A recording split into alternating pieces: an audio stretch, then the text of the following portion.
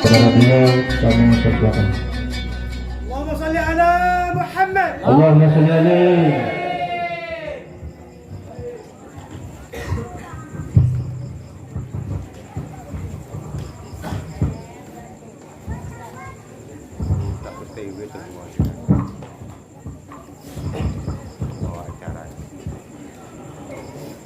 Assalamualaikum warahmatullahi wabarakatuh.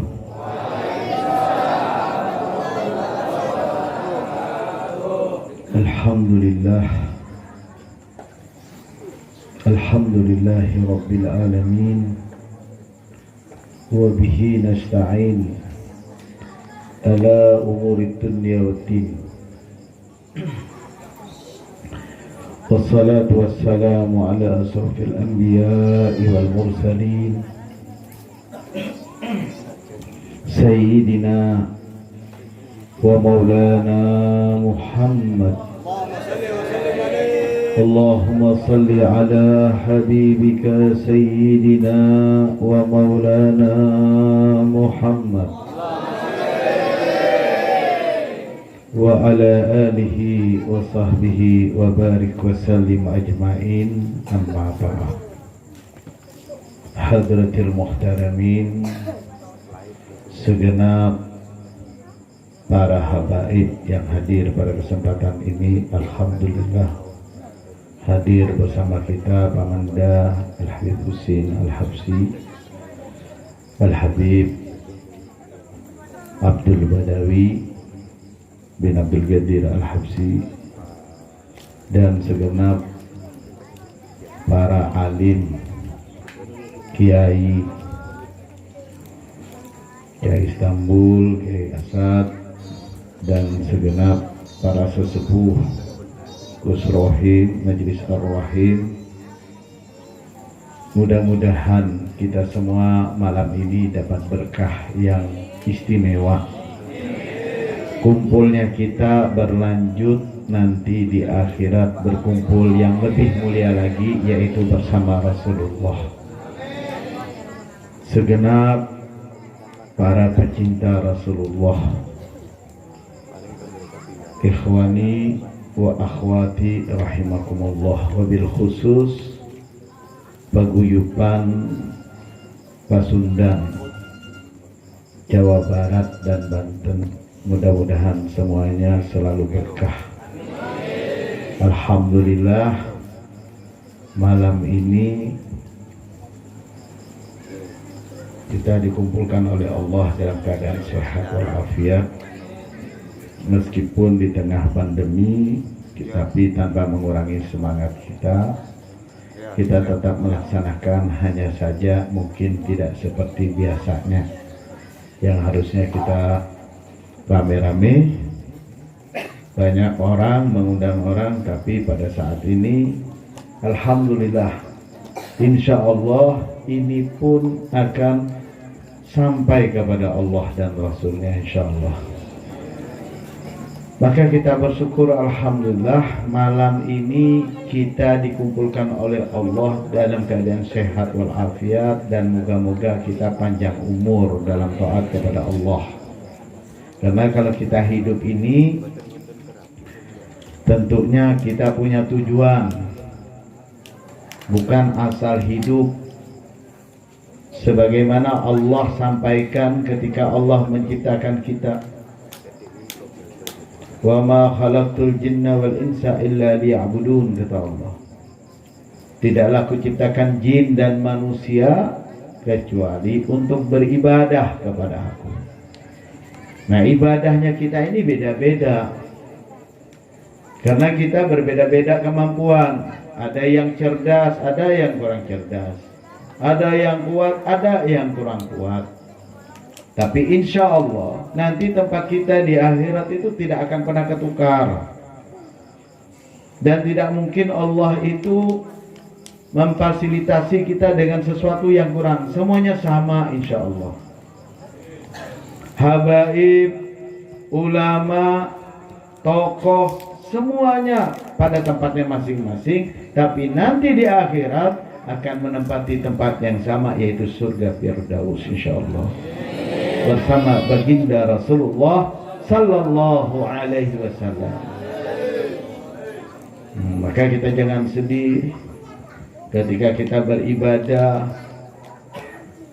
Pernah ada seseorang bertanya,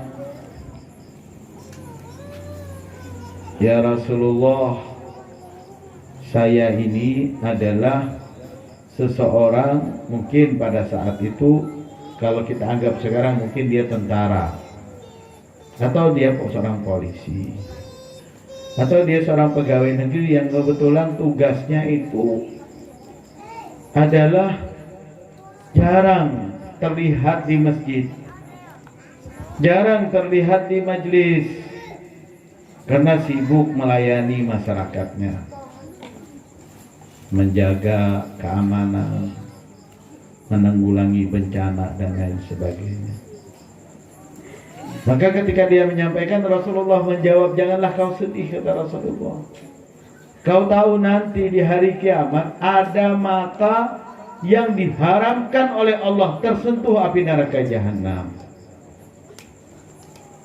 Maka dia bertanya, "Siapa mereka ya Rasulullah?" "Mata yang tidak pernah tidur, menjaga keamanan masyarakatnya, melayani masyarakatnya." Allahumma shalli ala sayyidina Muhammad. Ketika ada orang mengatakan, pernah seorang sahabat yang bernama Abdullah bin Mas'ud. Beliau ini kecil orangnya. Kalau dalam riwayat itu semeter tak sampai. Ya, Abdullah bin Mas'ud ini kecil orangnya. Tapi semangatnya kalah sama yang gagah-gagah. Yang gagah-gagah itu kalah sama dia. Waktu perang Badar, beliau ini maju angkat tangan sendiri, "Ya Rasulullah, tolong untuk musuh utamamu Abu Lahab sama Abu Jahal itu dalam tangan saya." Sahabat yang lain tertawa semua, senyum-senyum semua. Ini Abdullah bin Mas'ud kok pede betul, ya, pede betul, orang kecil nantang sama panglimanya kafir pada saat itu. Tapi subhanallah, Rasulullah senyum, "Iya Ibn Mas'ud, itu bagianmu." Allahumma shalli ala sayyidina Muhammad. Sahabat-sahabat yang lain ini sambil ketawa, "Ya apa sih, kok bisa orang kecil kayak gitu ditugasi menghadap musuh yang berat?"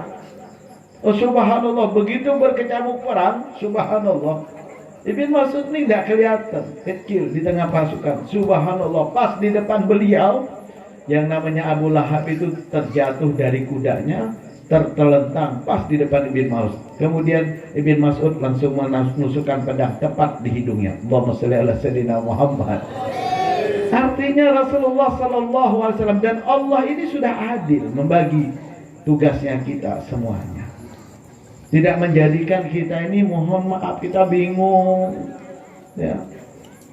Bingung, wah saya ini nggak sempat pesantren, saya nggak bisa jadi ulama.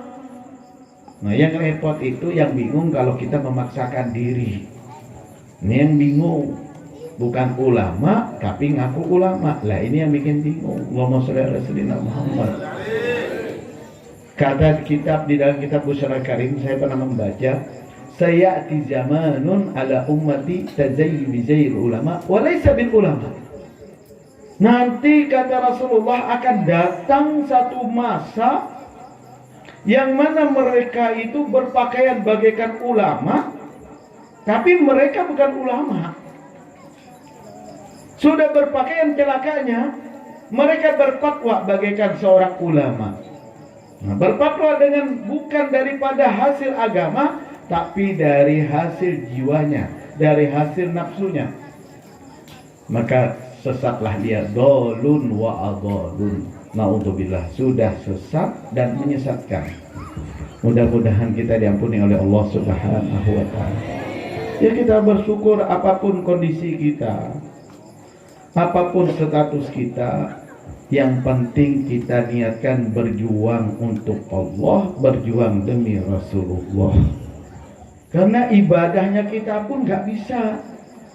Kalau kita mau nanding ulama, dulu pernah ada guru di Hadramut itu, orang tua daripada mertuanya Habib Zain bin Smith, yaitu Al-Habib Muhammad Al-Haddad, seorang wali min auliyaillah.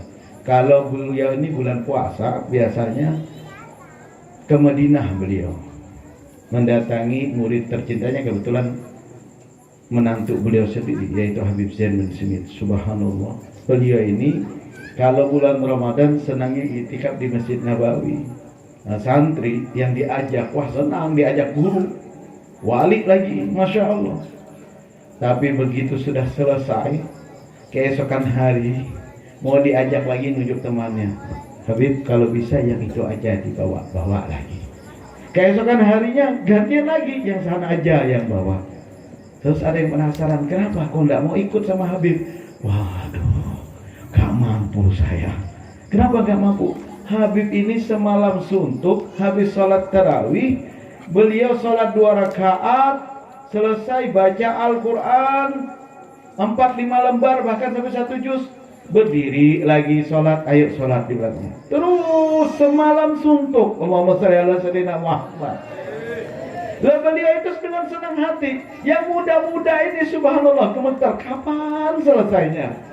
Allahu Akbar. Mampu tak kita seperti itu? Mampu tak kira-kira? Gak mampu. Sayyidina Abdullah bin Mubarak radhiyallahu an pernah disebutkan dalam sebuah riwayat, beliau ini seorang soleh, alim, kaya. Oh, Masya Allah, terkenal. Satu saat ada fakir miskin datang ke rumah beliau. Ya Syekh, tolong bantu saya, sedekahi saya ini gak bisa makan sekeluarga, tolong kasih saya makan. Subhanallah, ini si alim ini, si soleh ini, Sayyidina Abdullah bin Mubarak ini masuk ke dalam rumahnya, lama gak keluar. Kata si pengemis tadi, ini Sayyidina Abdullah bin Mubarak katanya orang kaya, alim, dermawan, kok masa saya buat makan saja kok lama menantinya. Subhanallah. Setelah dia menggumul di dalam hatinya, Sayyidina Abdullah bin Mubarak ini belum keluar juga. Ternyata di samping rumah itu keluar onta beberapa ekor, dan di belakangnya ada gerobak tertumpuk dengan gandum dan kurma. Oh, mungkin lagi ngurusin dagangannya, sehingga hajat saya di belakang kan. Wah, gak apa-apa.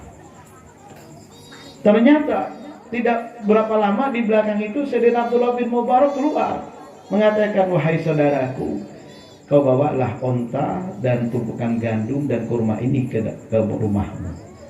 Kata si pengemis, ya Syekh, saya ini cuma untuk makan saja, bukan dagang, bukan saya beli. Beliau tersenyum. Wahai saudaraku, engkau meminta dengan kebutuhanmu, aku memberi dengan kemampuanku. Allahumma shalli ala sayyidina Muhammad. Allahu Akbar. Andai kata pada saat ini itu hidup dalam diri kita, subhanallah, gak ada orang Islam yang susah ya. Karena Allah ini atur semuanya, ada yang kaya, ada yang miskin. Tapi celakanya misalkan ada, mohon maaf, patungan lah, sumbangan, berapa dipatoknya? 50.000. Ya, yang miskin 50.000, yang kaya juga ikut 50.000. Allahumma shalli ala sayyidina Muhammad. Dan ini bahayanya nanti begitu di akhirat, minta dia di tempat yang atas. Logikanya sajalah, kalau kita mohon maaf naik kendaraan, ada kelas ekonomi, ada kelas bisnis eksekutif ya. Subhanallah. Kalau kita beli tiket yang sama dengan kelas ekonomi, kemudian kita duduk di kelas eksekutif, diusir sama pramugari. Allahumma shalli ala sayyidina Muhammad. Kan ini kita sudah diajarkan di dunia, tapi tidak. Mudah-mudahan kita diampuni oleh Allah Subhanahu wa ta'ala. Kenapa ini semua terjadi? Permasalahan-permasalahan ini timbul dalam masyarakat sosial kita. Mohon maaf, kenapa paguyuban dibangun? Ini semuanya tidak bukan. Saya yakin, hakul yakin, kalau ini rasa cinta persaudaraan sesama umat. khususnya keluarga besar Pasundan. Inilah sebenarnya dibangun, bukan untuk apa? Biar saling mengetahui, saling mengenal, saling tahu. Dan ini pun ada dalam proses Rasulullah Sallallahu Alaihi Wasallam.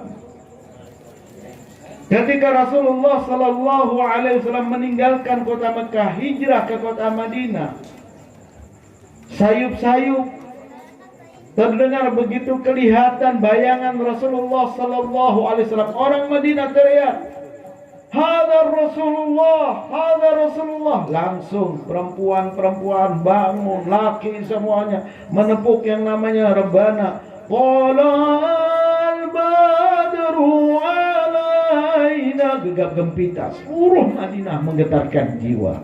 Karena apa? Mahabbah kepada Rasulullah. Allahumma shalli ala sayyidina Muhammad. Datanglah Rasulullah ke kota Madinah dengan keyakinan membawa rahmat dan berkah, sehingga mengumpamakan mereka, mencontohkan kal qamar, bagaikan bulan purnama. Masya Allah. Allahumma shalli ala sayyidina Muhammad. Tala al badru alaina, telah timbul, telah datang al qamar, bulan purnama. Allahumma shalli ala sayyidina Muhammad. Ketika Rasulullah sampai Madinah, apa yang beliau lakukan? Yang pertama adalah beliau menyatukan orang Muhajirin dan Ansar dalam ikatan tali persaudaraan. Allahumma shalli ala sayyidina Muhammad. Dalam tali persaudaraan itu ada yang tertinggal. Hidungnya mungkin beda, kulitnya beda, rambutnya beda. Nah, kalau kita ini kan orang Sunda sama orang Melayu, nggak ada bedanya. Nah, biar suku kita beda, kita nggak beda sebenarnya. Alhamdulillah saya 6 tahun pernah tinggal di Yaman. Mungkin kalau bapak-bapak lihat bola, Kamerun, Nigeria, ya, Senegal, taunya kan orang hitam aja. Tuh. Tapi kalau saya, kalau mereka tuh disusun 4 orang dari Senegal, Kenya, Zanzibar, Tanzania, terus Somalia, itu insya Allah saya bisa menyebutkan ini orang Somalia, ini orang Tanzania. Padahal sama-sama hitamnya, rambutnya sama. Itu sebenarnya ada perbedaan. Itulah Allah Maha Agung. Allahumma shalli ala sayyidina Muhammad. Lah, kita di sini bisa membedakan. Ini orang Indonesia, ini orang Cina, ya. Tapi kalau kita ke Arab sana, orang Arab bilang, ya sini, ya sini. Hai Cina, Cina. Kita juga Cina. Allahumma shalli ala sayyidina Muhammad. Ya. Jadi bentuknya kita ini tidak menjadi masalah. Mau hitam, mau putih, disyukuri alhamdulillah. Yang putih jangan bangga, yang hitam jangan sedih. Saya punya teman dulu, Habib Hasan Jamaludin, anak Zuzur Komar, yang dikenal dengan Pantai Gading. Kebetulan satu nasab sama saya, dekat. Ya. Di Tanzania itu banyak dari keluarga besar Jamaludin, Baharun, Jamaludin, Asiri, Al-Gadri, di sana tempatnya. Kalau di Indonesia cuma Pontianak, nggak ada di seluruh Indonesia, cuman kita ada keturunan di Pontianak. Ternyata keluarga kami ini banyak di Afrika sana.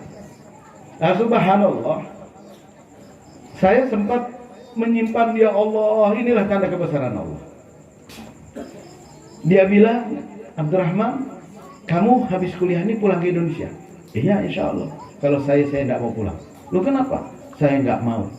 Karena saya di kampung saya ditunangkan sama sepupu saya. Nah, mungkin ini kita pikir, mohon maaf nih, orang hitam, kenapa kamu nggak mau? Jelek katanya. Calon istri saya itu jelek sekali, saya tidak suka. Oh, subhanallah, saya penasaran. Kamu nyimpan fotonya enggak? Syarifahnya itu ada, dia bilang. Saya buka, subhanallah, saya yakin kalau dibawa ke Indonesia, artis itu kalah. Cantik, belesteran, Perancis. Dia kebetulan si Syarifahnya tinggalnya di Perancis. Saya tanya, apa yang kamu bilang jelek? Putih, geli saya ngelihatnya. Allahumma shalli ala sayyidina Muhammad. Lah kita sama orang hitam, Ya, gak suka. Tapi ternyata orang hitam sendiri juga gak suka sama yang putih. Allahumma sholli ala sayyidina Muhammad. Nah ini semuanya adil semuanya. Begitu datang tali persaudaraan itu Rasulullah mengikat. Adalah perbedaan salah satu sahabat Rasulullah yang namanya Salman Al-Farisi. Beliau ini orang Eropa. Lalu apa kata Rasulullah katakan? Ana min Salman wa Salman minni. Diri saya ini bagian dirinya Salman dan dirinya Salman itu bagian diri saya. Allahumma shalli ala sayyidina Muhammad. Inilah yang patut kita hidupkan dalam diri kita. Tali persaudaraan kita, kita tidak mau melihat saudara kita terluka karena kita merasa terluka. Kita tidak mau melihat saudari kita menderita karena kita rasakan diri kita juga menderita. Allahumma shalli ala sayyidina Muhammad. Mungkin sedikit bermula dari kesukuan Pasundan. Mudah-mudahan semakin besar nanti menjadi kesukuan yang lebih besar lagi. Kesukuan yang lebih besar lagi di bawah bendera, di bawah lambang Bhinneka Tunggal Ika. Lebih hebat lagi di bawah naungan bendera La ilaha illallah Muhammadur Rasulullah sallallahu alaihi wasallam. Pak, kita hidup ini biarpun kaya, biarpun jabatan kita tinggi, mohon maaf, kalau kita tidak punya saudara itu terasa sempit dunia. Ya betul. Apalagi kita bermusuhan. Contoh saja kita buka rumah. Begitu buka pintu, ini kita kan berurusan sama tetangga. Ngelihat wajahnya tetangga, saya yakin gak nafsu lagi itu sarapan. Jadi ya, Allahumma sholli ala sayyidina Muhammad. Makanya kita mencari hubungan persaudaraan tanpa melihat suku A, suku B. Karena ini pada dasarnya kita hidup ini bersama. Dan itulah indahnya hidup kalau kita banyak saudara. Allahumma sholli ala sayyidina Muhammad. Sampean mau ke Jawa, kalau nggak punya tali persaudaraan, subhanallah, berapa kita harus siap biaya? Betul betul. Ya, karena kita tidak punya saudara. Saya dulu ketika mondok di Dalwa, alhamdulillah, sedikit saya ceritakan, bukan bangga, tapi saya pengalaman, saya belajar. Ada di terminal di Surabaya itu, subhanallah, saya paling senang duduk. Makanya kita jangan, mohon maaf, jangan memandang orang tuh selalu rendah. Saatnya kita nanti akan mendapatkan bahwa kita sangat butuh dengan orang-orang yang rendah. Contoh, saya biasanya, mohon maaf, saya perokok. Saya kalau beli rokok 2 bungkus. Padahal punya saya 1. Apa rokok saya? Marlboro putih.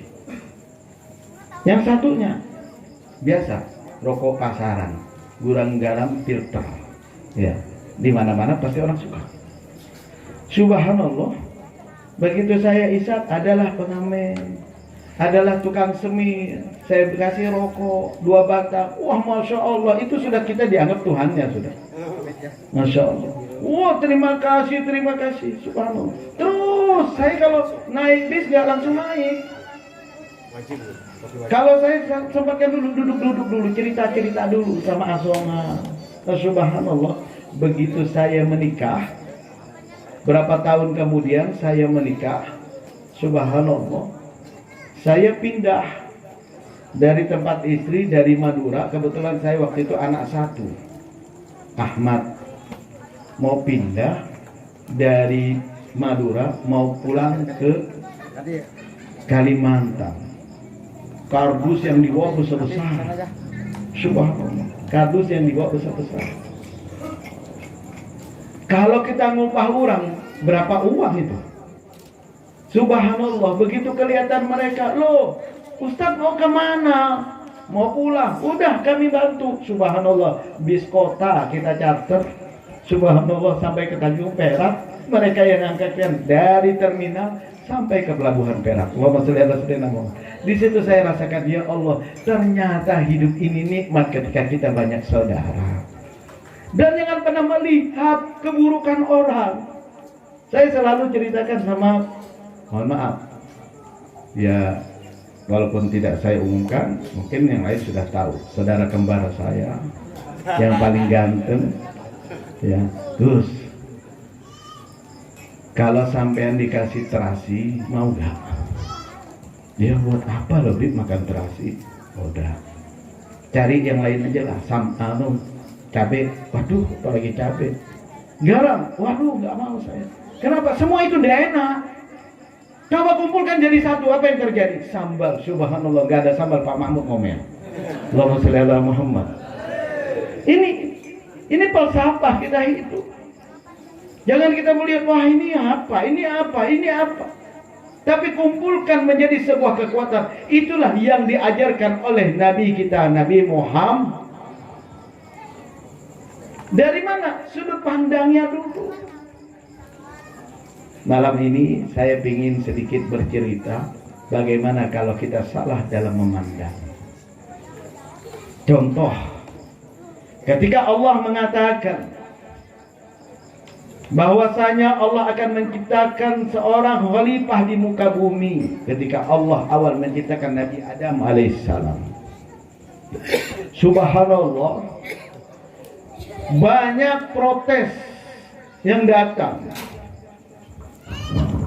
Jadi biasalah ya, sesuatu itu kalau tidak tahu pasti kita banyak protes. Ataj'alu ma yufsidu fiha wa yasfiku dima. Hei, ya Allah, apakah Engkau ciptakan khalifah di muka bumi? Ma yufsidu fiha, yang hanya bisa merusak. Manusia itu hanya perusak. Nah, manusia itu perusak, kata malaikat. Coba lihat, emasnya selesai, pasirnya dijual. Ya. Kayunya ditebangin, habis kayunya, pasirnya disangkut semua. Ya. Itulah kerjaannya manusia. Wa yasfikud dima. Mereka kalau sudah menginginkan sesuatu, mereka menumpahkan darah. Nggak tahu saudara, dia timpas, dia bunuh. Itulah sifat manusia. Tapi Allah Subhanahu wa taala tersenyum. Langsung Allah mengatakan, wa qulna lil malaikati isjudu li Adam. Hei, kata Allah, sudah kalian gak usah banyak protes. Sudah itu Nabi Adam, usjudu li Adam. Sujudlah engkau kepada Nabi Adam. Fasajadu, para malaikat langsung bersujud. Illa iblis, kata Allah, aba wastakbar. Kecuali iblis, aba, mereka enggan. Wastakbar, dan mereka berontak. Kenapa saya harus sujud kepada Nabi Adam? Adam itu siapa? Orang kemarin sore diciptakan dari tanah, saya diciptakan dari api. Ibadah saya sudah ribuan tahun, alimnya saya subhanallah sudah luar biasa. Kenapa saya harus sujud kepada Nabi Adam? Allahumma sholli ala sayyidina Muhammad. Ini sebenarnya yang menjadi itu penyebabnya salah pandang. Malaikat begitu Allah mengatakan usjudu li Adam, pas saja tuh mereka tidak melihat lagi. Ketika Allah yang memerintah, mereka tidak lagi mau berdalil, berkilah. Ini perintahnya Allah, meskipun tidak enak karena ini tidak pantas, tapi karena ini perintah Allah, mereka laksanakan, maka mereka selamat. Iblis, dia melihat pandangannya beda. Dia tidak melihat pandangan perintah Allah, tapi pandangan dia langsung kepada sosok Adam. Dan itu benar. Kenapa saya harus sujud? Nabi Adam itu diciptakan dari tanah. Nabi Adam orang kemarin sore. Saya ini udah berpengalaman, saya lebih tua, saya lebih alim, saya lebih taat. Kenapa saya harus tunduk sama orang itu? Ini salah konsepnya ya Rabb. Aba wastakbar. Mereka tidak mau. Akhirnya mereka dilaknat oleh Allah Subhanahu wa taala. Tapi begitu Isra wal Mi'raj, ternyata terbukti di dalam tubuhnya Nabi Adam itu bukan badannya Nabi Adam, bukan sosoknya Nabi Adam. Ternyata di dalam diri Nabi Adam tersimpan nur Nabi Muhammad. Allahumma sholli ala sayyidina Muhammad. Begitu Isra wal Mi'raj sampai ke Sidratul Muntaha, malaikat Jibril yang mendampingi Rasulullah mengatakan, "Ya Rasulullah, aku tidak mampu lagi mendampingi engkau sampai bertemu dengan Allah. Engkau silahkan jalan sendiri, karena tempat itu dipenuhi dengan cahaya, dan cahaya saya tidak bisa melebihi cahayamu. Innama khalaqtu min nurih," kata Allah, bahwasanya Muhammad itu kuciptakan dari nurku. Allahumma shalli ala sayyidina Muhammad. Iblis gak ngelihat itu. Ngelihatnya tubuhnya Nabi Adam. Nah, makanya orang banyak, mohon maaf, tertipu, kecelek lah bahasanya. Dulu muridnya Kiai Hamid Pasuruan. Mbah Hamid Pasuruan ini punya santri kepingin ketemu Nabi Allah Khidir alaihissalam. Nah, akhirnya kata Mbah Hamid, biasanya kalau Nabi Khidir itu silaturahim ke saya itu sekitar jam 2 malam. Tapi nanti dia pasti masuk ke Masjid Jami. Kebetulan rumah beliau dekat dengan Masjid Jami Pasuruan. Nah, kalau kamu ingin ketemu, nanti kamu tunggu aja di masjid. Siapa saja yang masuk pertama, itu insya Allah Nabi Khidir alaihissalam. Nah, subhanallah, kebetulan ditunggu. Pas tepat jam 2 malam, sesuai dengan isyarat, masuk tentara pakai baju loreng. Kebetulan pakai sepatu, banyak lumpurnya. Subhanallah, ini si santri bilang, "Pak, mohon maaf Pak, meskipun sampai tentara saya nggak takut Pak. Keluar Pak, mohon, ini Baitullah, sampai yang kok pakai." "Oh ya, mohon maaf, keluar." Pulang sudah orangnya. Dan seberapa Mbah Hamid Pasuruan datang, ketemu sama Nabi Allah Khidir. "Enggak Mbah, cuma tadi tentara." "Iya, tadi mau ngerjain kamu, pinjam baju tentara itu." Allahumma sholli ala sayyidina Muhammad. Maka jangan pernah memandang orang itu dari pakaiannya. Jangan pernah memandang orang itu dari bentuk tubuhnya. Memandang orang itu dari kesukaannya, karena itu bukan ajaran Nabi Muhammad. Allahumma sholli ala sayyidina Muhammad. Tapi banyak orang seperti itu. Begitu kita pakai sorban, imamah, masya Allah, kiumnya bolak-balik. Begitu kita pakai lepis, apalagi pakai celana pendek, orang apa ini? Allahumma sholli ala sayyidina Muhammad. Ya. Mudah-mudahan kita diampuni oleh Allah Subhanahu wa ta'ala. Ajaran Nabi Muhammad yang ada pada diri kita ini, inilah yang membawa kita selamat dunia wal akhirah. Kana khuluquhul Quran. Sayyidatina Aisyah begitu ditanya, "Ya Aisyah, sebutkan akhlak nabimu, sebutkan akhlak suamimu, sebutkan panutanmu." Maka Rasulullah Sayyidatina Aisyah menjawab, "Kana khuluquhul Quran." Kalau kamu ingin tahu akhlak nabimu, kau bacalah Al-Quran itu. Kau bacalah Al-Quran itu. Kenapa? Karena di dalam itulah semuanya akhlak baginda Rasulullah SAW. Allahumma sholli ala sayyidina Muhammad.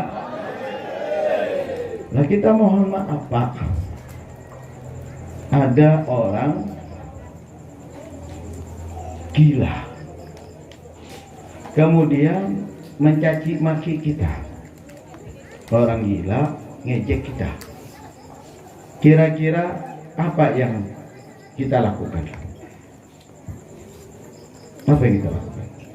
Ada orang gila ngejek kita. Apa yang kita lakukan?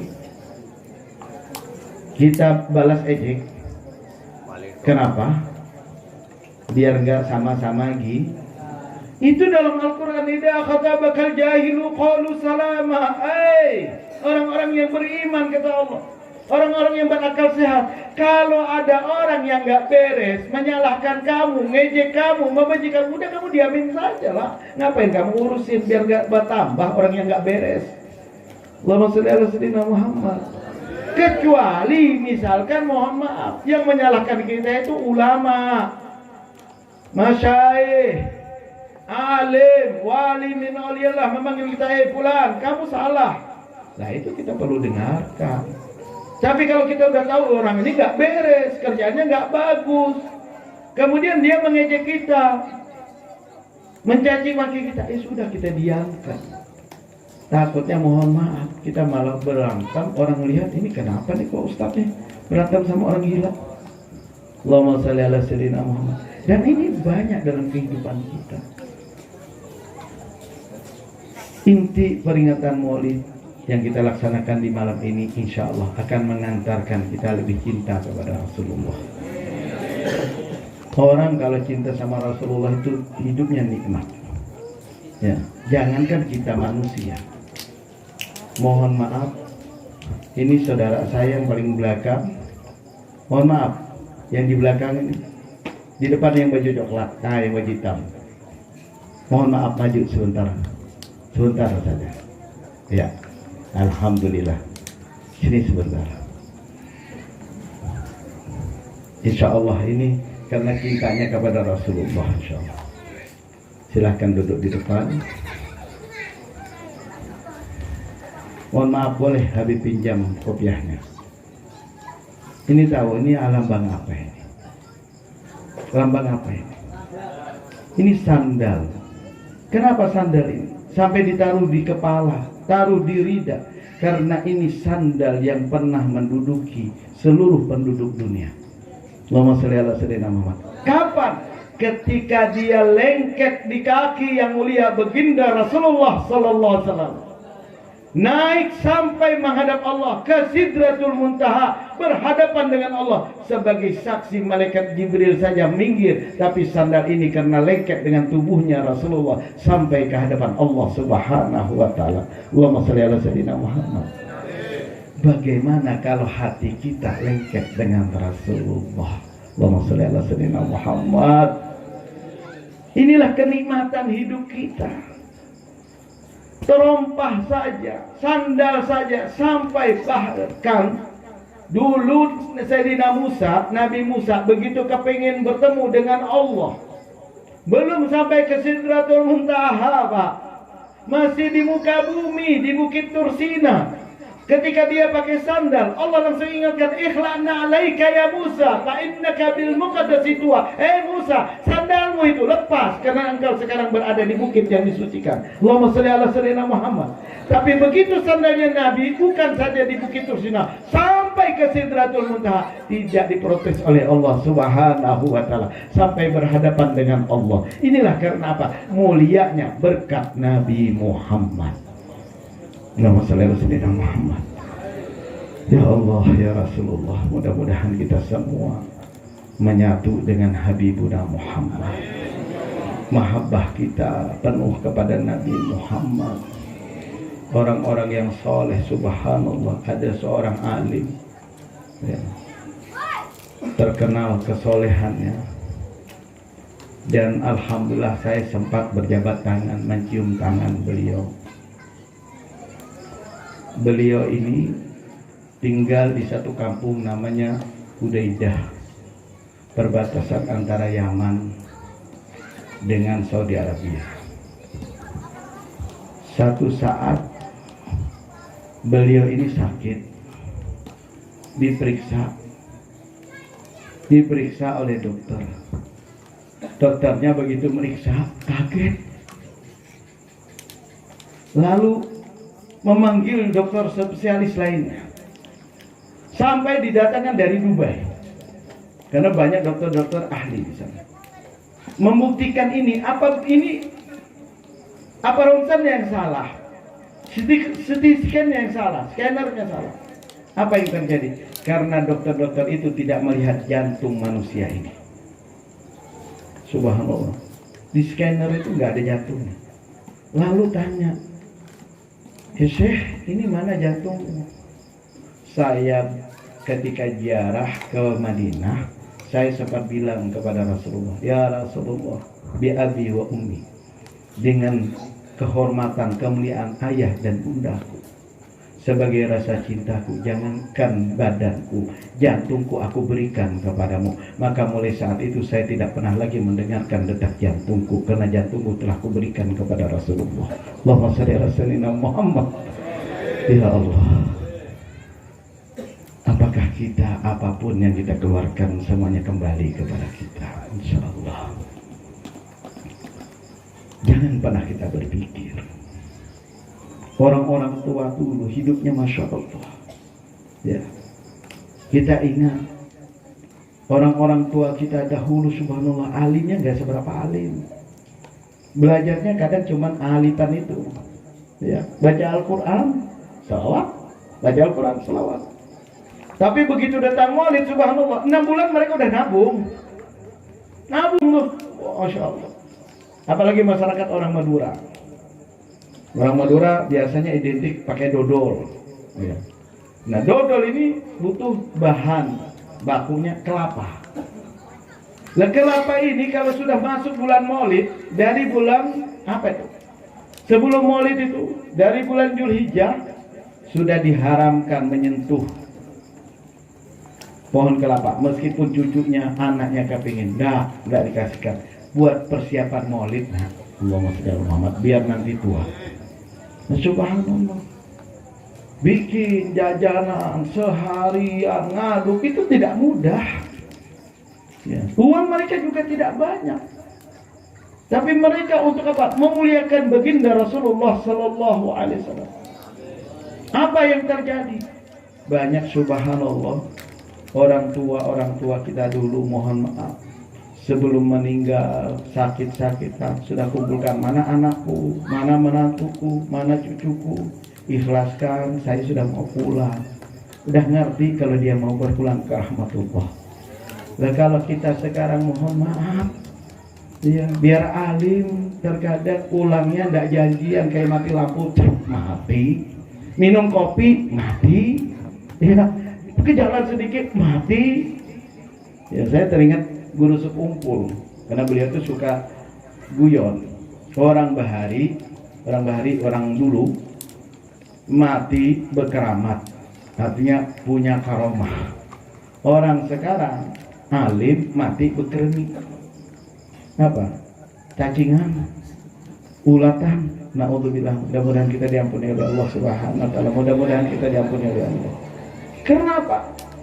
Kurang mahabbahnya kepada Rasulullah. Coba kita lihat sebuah contoh saja. Seorang kafir yang sudah dirilis di dalam Al-Quran namanya Tabbat yada Abi Lahab wa tab. Abu Lahab celaka. Tabbat yada, celaka. Siapa? Abu Lahab. Allah sendiri yang bilang celaka. Tapi dalam riwayat Abu Lahab ini punya keistimewaan. Setiap hari Senin dari 2 jarinya ini dia bisa mengutuk air susu yang indah dan diliburkan daripada siksanya di neraka. Kenapa? Dalam riwayat saking Allah memuliakan karena Abu Lahab begitu lahirnya Nabi Muhammad, dia memerdekakan seorang budak sahayanya untuk menyusui Rasulullah, mendampingi Rasulullah, merawat bayinya Rasulullah yang bernama Suwaibah. Andai kata orang kafir saja, musyrik saja dibalas oleh Allah, bagaimana hati kita yang mahabbah kepada Rasulullah, yang kita beriman kepada Allah Subhanahu wa ta'ala. Maka insya Allah peringatan maulid kita di malam ini bukan peringatan maulid biasa. Apa yang kita langkahkan kaki kita di sini insya Allah menjadi penghubung kita, mahabbah kita kepada baginda Rasulullah. Dan mudah-mudahan Rasulullah mau menerima cinta kita, dan Rasulullah mau memandang kita, mengulurkan tangannya nanti di yaumil qiyamah. Subhanallah. Saya kalau bicara tentang Rasulullah ini nggak pantas kita ini. Ya. Apapun yang kita berikan ini gak pantas intinya. Andai kata, makanya Saibul Diba mengatakan, Al-Imam Busairi, "Lau amilna li Ahmadin." Andai kata saya ini melaksanakan maulid tiap hari, tiap detik, itu wajib. Ya. Bukan 1 tahun sekali, bukan 1 bulan sekali atau rutinan, tidak. Bahkan setiap saat mengagungkan, memperingati maulid ini hukumnya wajib. Kenapa? Karena Rasulullah itu telah cinta kepada kita sebelum kita kenal dengan Rasulullah. Nah, kalau kita baik sama orang, mungkin karena orang itu punya jasa. Tapi Rasulullah Shallallahu Alaihi Wasallam belum kenal kita, tapi Rasulullah sudah mencintai kita. Allahumma shalli ala sayyidina Muhammad. Apa dikatakan? Pernah seorang sahabat Sayyidina Abdullah bin Mas'ud ini datang kepada Rasulullah, "Ya Rasulullah, nanti Kalau di dunia ini kita masih kumpul, nanti kalau di akhirat kira-kira kumpul nggak? Rasanya seperti itu. Karena engkau nabi, engkau rasul. Kami ini kan orang biasa. Maka Rasulullah tersenyum. Kata beliau, andai kata nanti ketika aku meninggal dunia duluan, dan nanti engkau dicabut oleh Allah ruhmu, aku tidak mengizinkan kecuali aku sudah minta izin kepada Allah mendampingi malaikat Jibril untuk mencabut ruhmu biar ruhmu tidak tersesat. Aku akan dampingi, ku antarkan kepada Allah Subhanahu wa ta'ala. Allahumma shalli ala Muhammad. Ketika kita dicabut ruh, bahkan dalam riwayat ketika Rasulullah mau sakaratul maut, Rasulullah ini mau sakaratul maut, datang malaikat Jibril. Ya Rasulullah, sekarang saatnya engkau kembali kepada Allah. Mungkin ada permohonan, minta diperpanjang atau apa. Kata Rasulullah, nanti kalau diperpanjang gimana? Setelahnya itu, ya tetap mati. Setahun, ya tetap. Mau 10 tahun, ya tetap ujung mati. Oh, kalau gitu sudah kata Allah, Ar-Rafiqul A'la. Aku ingin cepat bertemu dengan Tuhanku Allah Subhanahu wa ta'ala. Sudah ridho semuanya, dikumpulkan semua anak-anaknya Rasulullah. Kemudian Rasulullah Sallallahu Alaihi Wasallam itu sempat meminta siwaknya yang ada di kantongnya saudaranya Siti Aisyah yang bernama Abdurrahman bin Abu Bakar. Kemudian diambilkan oleh Aisyah, kemudian dicelupkan di air, kemudian ditaruhlah di bibirnya Rasulullah Sallallahu Alaihi Wasallam. Ini sunnah. Dan itu diriwayatkan untuk memudahkan sakaratul maut. Subhanallah.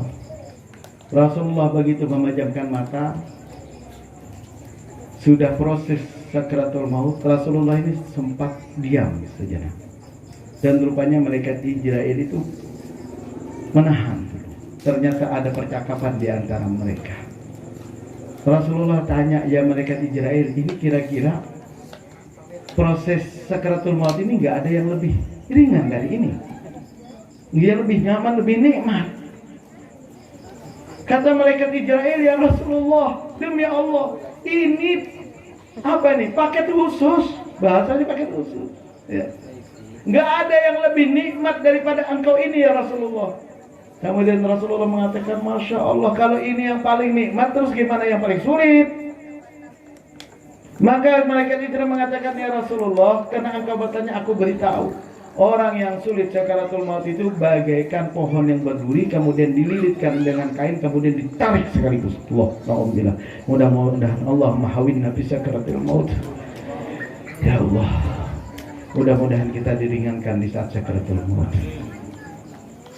Lalu Rasulullah mengatakan, ya malaikat Jibril, tolong sakitnya sakaratul maut itu kumpulkan semua pada diriku, biar aku saja merasakan, dan nanti umat setelahku tidak ada lagi merasakan sakitnya sakaratul maut. Allahumma shalli ala sayyidina Muhammad.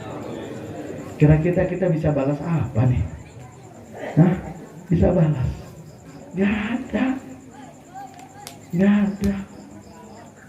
Kita di dunia ini gak ada bisa membalas Rasulullah SAW. Sampai Rasulullah SAW mengatakan lagi, wahai sahabatku Abdullah bin Mas'ud, nanti andai kata aku tidak bisa mendampingi ruhmu, tapi aku akan tunggu kalian ketika dipertimbangkan pahalamu. Andai kata dosamu lebih besar daripada pahalamu, maka aku akan hadiahkan semua pahalaku, dan agar dosamu kalah dengan beratnya pahala. Allahumma sholli ala sayyidina Muhammad. Kira-kira ada nggak di dunia ini yang mau beri syafaat seperti itu? Jangankan orang lain, saudara kandung nggak bakal mau. Ya. Subhanallah. Mudah-mudahan kita diampuni oleh Allah Subhanahu wa ta'ala.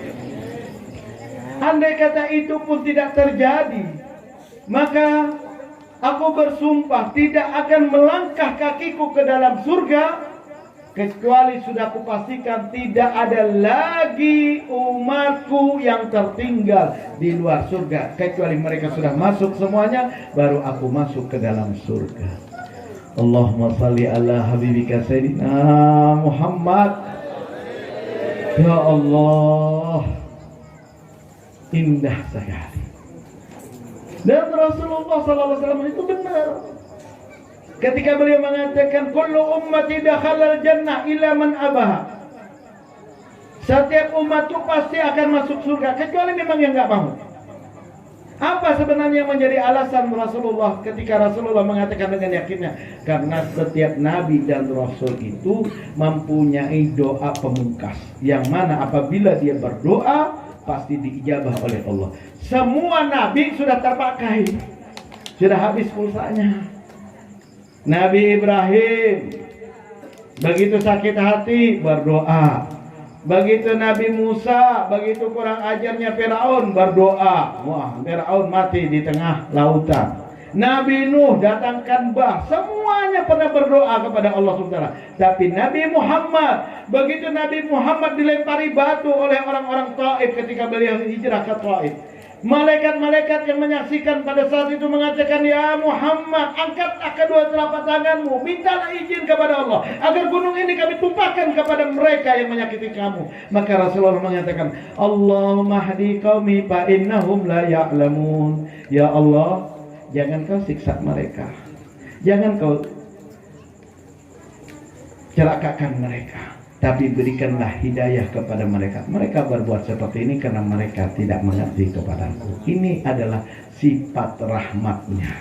Maka pantaslah Rasulullah menyandang status wa ma arsalnaka illa rahmatan lil alamin. Allahumma shalli ala sayyidina Muhammad. Rahmatnya yang kelihatan. Allah mengatakan, ya Muhammad, engkau sangat rahmat kepada umat, engkau sangat cinta kepada umatmu. Maka saksikanlah wahai Muhammad, segala urusan umatmu aku serahkan kepada engkau. Allahumma shalli ala sayyidina Muhammad. Andai kata kita, ya mohon maaf nih, kita kemudian kita dikasih uang sama orang, nih uang kamu pakai belanja, pokoknya atur kamu sendiri, kehendak kamu. Apa yang terjadi? Kita pasti semaunya kita. Kita dikasih hak, kita dikasih kekuasaan. Tapi Rasulullah Sallallahu Alaihi Wasallam sadar diri.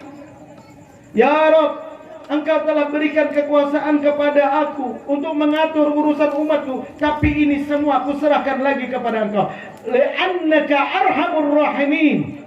Aku sebagai rahmatan lil alamin, tapi engkau wahai Tuhanku adalah Zat yang maha pengasih lagi penyayang. Aku yakin rahmatmu, kasih sayangmu melebihi daripada kasih sayangku kepada umatku. Allahumma shalli ala sayyidina Muhammad. Allah pun mengatakan, kalau begitu ya Muhammad, aku ambil alih, tapi aku berjanji tidak akan mengecewakan, menyakiti umatmu, karena aku tidak mau mengecewakan hatimu, karena aku yakin engkau tidak akan suka melihat umatmu tersiksa. Allahumma shalli ala Muhammad. Perjuangan apa ini? Ada orang baik kayak apa? Nggak ada. Ibu kandung kita, bapak kita. Maka pantaslah ketika Rasulullah mengatakan, ya Umar, andai kata engkau ketika Umar ditanya oleh Rasulullah, ya Umar, kaifa mahabbatika ilayya, bagaimana cintamu kepada aku? Maka Sayyidina Umar mengatakan, bi abi wa ummi inni uhibbuka ya Rasulullah, la ya Rasulullah. Ketika Sayyidina Umar mengatakan, demi ayah dan bundaku, bahwa engkau lebih cinta dari aku, lebih cinta kepada engkau melebihi dari cintaku kepada ayah bundaku, Rasulullah mengatakan, tidak, engkau belum cinta kepadaku. Allahumma shalli ala sayyidina Muhammad. Kita sudah meninggalkan orang tua, ya, yang mengandung kita, yang melahirkan kita, itu pun belum dikatakan cinta oleh Rasulullah. Kemudian Sayyidina Umar mengatakan, inni uhibbuka, aku cinta kepadamu ya Rasulullah, melebihi daripada ruh yang mengalir di dalam tubuhku. Allahumma shalli ala Muhammad. Artinya mati pun untuk Rasulullah, siap untuk Rasulullah.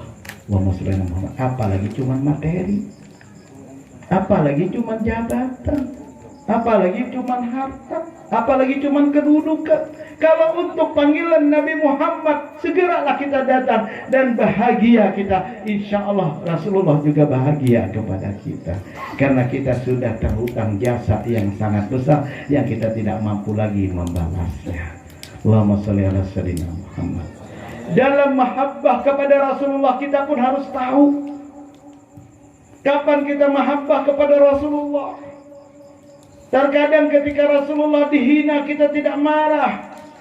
Wah, ini tidak punya rasa ghirah, tidak membela Rasulullah. Nanti dulu. Itu kan menurut Anda, menurut pikiranmu. Baca sejarah. Ketika ada orang Badui datang ke masjidnya Rasulullah Sallallahu Alaihi Wasallam di Masjid Nabawi, di hadapannya Rasulullah, lalu dia membuka celananya dan dia kencing di masjidnya Rasulullah. Sayyidina Umar sontak berdiri, Sayyidina Ali langsung menggenggamkan tangan mengatakan mau dipukul, mau dihajar. Kata Rasulullah, kamu diam, jangan ada yang bergerak sampai orang Badui itu selesai. Kemudian sudah selesai, dia keluar. Kemudian Rasulullah datang menutupi bekas kencingnya dengan pasir. Subhanallah. Kemudian pas waktu duhur, Bilal pun adzan di sampingnya Rasulullah. Baru tahu orang Badu itu kalau itu tempat ibadahnya, dan dia merapat kepada Rasulullah dan meminta maaf dan mengucapkan 2 kalimat syahadat. Allahumma sholli ala sayyidina Muhammad. Andai kata pada saat itu dipukul oleh Sayyidina Umar, dipukul oleh Sayyidina Ali, apa yang terjadi? Telah terjadi kekerasan di dalam masjidnya Rasulullah, kena HAM. Allahumma sholli ala Muhammad. Tapi Rasulullah tidak. Kapan Rasulullah marah? Rasulullah pernah memusnahkan sesuatu yang mungkin kita anggap baik tapi tidak benar kalau menurut Rasulullah. Apa yang dalam sejarah Masjid Dirar? Mungkin para ulama, para kiai, para ustaz pernah dengar sejarah Masjid Dirar. Kalau tidak tahu, Google, buka. Karena ada sahabat baik kita, Google. Tapi itu cuma sahabat, jangan jadikan guru. Di saat bingung saja, buka. Masjid Dirar itu apa? Masjid yang dibangun oleh salah satu sahabat namanya Dirar. Ini karena takut mengganggu ketentraman masjid yang satu, menjadikan perpecahan, maka dihancurkan oleh Rasulullah SAW. Andai kata sekarang terjadi ada ustadz menghancurkan masjid, apa yang terjadi nanti di koran? Allahumma sholli ala sayyidina Muhammad. Karena ini tidak benar. Nah, beginilah bagaimana caranya kita membelanya Rasulullah, bagaimana cintanya Rasulullah. Bukan berarti ketika kita mencintai Rasulullah itu kita mukul orang, kita mencaci orang. Bisa jadi kita sendiri yang mengatakan cinta kepada Rasulullah, tapi sebenarnya kita adalah penghinanya Rasulullah. Mau tidak mau, percaya tidak percaya, banyak ustaz pelecehan kepada Rasulullah. Nah, setiap malam Jumat dia pasang status malam sunnah Rasul. Penuhi rombong jamu, pesan obat kuat. Kira-kira apa yang kuat? Ini menunjukkan kalau malam Jumat itu adalah pesta seks untuk umat Islam yang dipimpin oleh Nabi Muhammad. Kurang ajar apa enggak? Kurang ajar apa enggak? Siapa pelakunya? Ustaz. Kalau orang kafir menghina Rasulullah wajar, karena dia tidak beriman, karena dia tidak tahu, dia tidak merasa cinta kepada Rasulullah. Tapi andai kata yang melakukan orang yang alim, yang punya ilmu agama, tapi dia tidak punya akal pikiran yang sehat, sehingga perbuatannya melecehkan baginda Rasulullah. Allahumma shalli ala sayyidina Muhammad. Al-anbiya, kata Rasulullah, al-ulama'i kal-anbiya min qabli. Ulamaku itu adalah bagaikan nabi sebelum aku. Kalau engkau ingin lihat nabi sebelum aku, lihatlah ulamaku, kata Rasulullah SAW. Dalam riwayat dihadirkan, dalam hadis meskipun doib itulah diceritakan, yang dihadirkan pada saat itu adalah Al-Imam Ghazali radhiyallahu anhu, imam ahli tasawuf dalam akidah Ahlussunnah wal Jamaah, yang kitab beliau menjadi pegangan seluruh ulama, yang terkenal dengan kitab Ihya Ulumuddin. yang dikatakan oleh Al-Habib Abdurrahman Asgaf, man lam yaqra ihya falaysa lahu haya. Orang alim kalau belum pernah membaca kitab Ihya, maka dia tidak akan punya rasa malu. Muhammad sallallahu alaihi wasallam. Jadi pegangan ulama harus pernah baca kitab Ihya, harus tiap hari dibikin kayak Al-Quran. Kalau para habaib itu terus dibaca, setahun sekali hatam, setahun sekali hatam. Kenapa? Untuk mengingatkan kita. Karena kita ini kalau nggak sadar, kita pelacak Rasulullah. Muhammad sallallahu alaihi wasallam.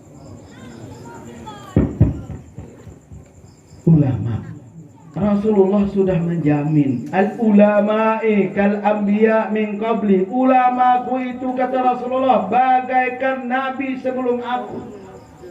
Tapi berapa banyak ulama gara-gara gak ada cium tangannya saja marah-marah. Nabi Nuh ribuan tahun berdakwah, pengikutnya cuma 15 orang, 13 orang dalam riwayat. Tapi beliau tidak jerah. Kalau di akhir zaman, subhanallah, murid salah sedikit dimarahin. Ada seorang ulama namanya Imam Hatimul Asham. Mungkin pernah mendengar. Hatimul Asham ini ulama yang terkenal tuli. Sebenarnya beliau nggak tuli. Beliau nggak tuli. Ceritanya ada seorang perempuan, subhanallah, nanya hukum haid di depan beliau. Entah gimana ceritanya, si perempuan ini sempat kentut di depannya orang alim, di depan ulama besar.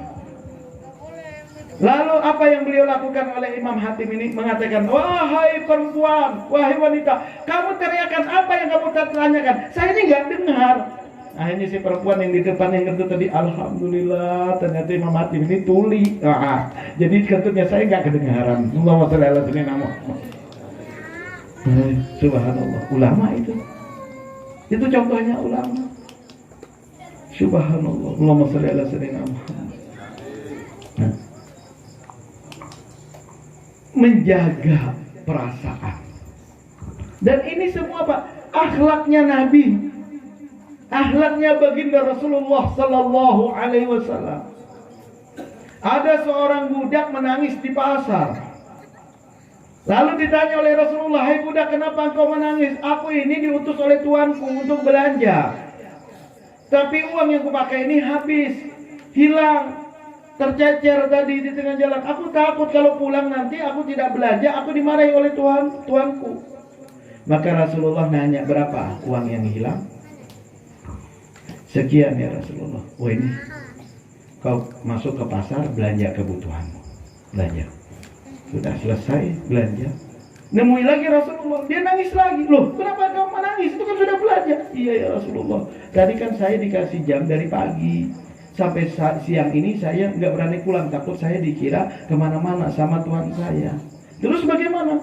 "Kalau engkau berkenan ya Rasulullah, dampingi saya dan engkau jelaskan di depan Tuhan saya apa yang sebenarnya terjadi." Allahumma shalli ala sayyidina Muhammad. Kemudian Rasulullah apa yang beliau lakukan? Dampingi budak ini, diantarkan sampai ke rumah Tuhan. Sampai di depan rumah itu Rasulullah mengucap salam, "Assalamualaikum." Sekali tidak didengar. "Wa assalamualaikum." Sampai 2 kali, sampai 3 kali Rasulullah mau jalan, baru keluar, "Waalaikumsalam." Ternyata di dalam itu perempuan-perempuan. Kata Rasulullah, "Kenapa engkau tidak menjawab salamku?" Maka mereka bertiga, "Ya Rasulullah, demi Allah kami menjawab dari salammu yang pertama, tapi kami tidak keraskan karena kami rindu mendengar suaramu ya Rasulullah, karena keberkahan mendatangi rumah kami. Apa yang menjadi hajatmu datang ke rumahku?" Lalu diceritakan oleh Rasulullah bahwa budakmu ini mengalami kehilangan duit dan lain sebagainya. Kemudian mereka mengatakan, "Ya Rasulullah, dengan kemuliaanmu, dengan kehormatanmu, maka aku saksikanlah aku merdekakan budakmu karena kemuliaanmu." Allahumma sholli ala Muhammad. Allahu Akbar. Budak terbebas, budak dibela oleh Rasulullah. Apalagi kita nanti di hadapan Allah. Yang penting kita ikat diri kita sekuat mungkin mahabbah kepada Rasulullah sallallahu alaihi wasallam. Banyak selawat, Kembangkan cinta kita kepada Rasulullah. Apapun yang menyangkut diri Rasulullah, kita relakan semuanya. Insya Allah Rasulullah akan bangga kepada kita. Allahumma sholli ala sayyidina Muhammad wa ala ali sayyidina Muhammad. Hidupkan sunnahnya Rasulullah. Sekecil apapun yang kita mampu, maka itulah akan mengantarkan kita selamat dunia wal akhirah. Mohon maaf kalau kita tidak mampu sholat malam seperti Rasulullah sampai bengkak kaki, ya udah nggak usah sholat malam lah. Ya, kita tidak mampu puasa Senin Kamis sebagaimana Rasulullah. Kita tidak mampu sedekah, kita tidak mampu, lakukan yang kecil saja. Keluar dari majelis ini, masuk ke majelis ini, kita punya adab yang diajarkan oleh Rasulullah. Jangan asal masuk. Pasang sandal kita, pakai kaki kanan, bismillahirrahmanirrahim, niat mengikuti sunnahnya Rasulullah. Lepas sandal kita nanti, mulai dengan kaki kiri dengan niatan mengikuti sunnah Rasulullah. Kalau sudah terbiasa dengan seperti itu, minum kita duduk, makan pakai tangan kanan, kecil-kecil aja, nggak butuh energi, nggak butuh alim. Yang penting membiasakan segala perbuatan sesuai dengan Rasulullah. Insya Allah Rasulullah akan menjemput kita karena kita berusaha sama dengan Rasulullah. Yang jadi permasalahan, banyak orang ngaku sunnahnya Rasulullah, ngikutnya Rasulullah, tapi tidak sesuai dengan Rasulullah. Contoh, mohon maaf, kalau kepalanya pakai kopiah PDIP, ya bajunya pakai kaos kuning, gambar beringin, teriak-teriak hidup PKB. Ini ngaku ini partai apa kira-kira? Nah, partai apa kira-kira? Nah, ini contohnya umat Islam. Sholat nggak pernah, berjamaah malas, majlis enggak, yang kecil saja makan pakai tangan kanan itu susah, pakai tangan kiri. Baca bismillah, menyuap bismillahirrahmanirrahim, susah, butuh tenaga, enggak kan? Itu laksanakan dari kecil itu, insya Allah kita selaras dengan baginda Rasulullah Sallallahu Alaihi Wasallam.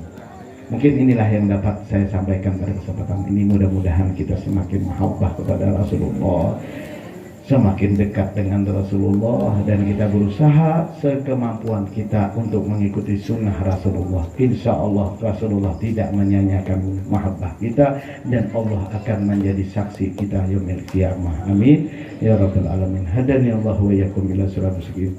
Wassalamualaikum warahmatullahi wabarakatuh. Waalaikumsalam warahmatullahi wabarakatuh. Terima kasih kami sampaikan.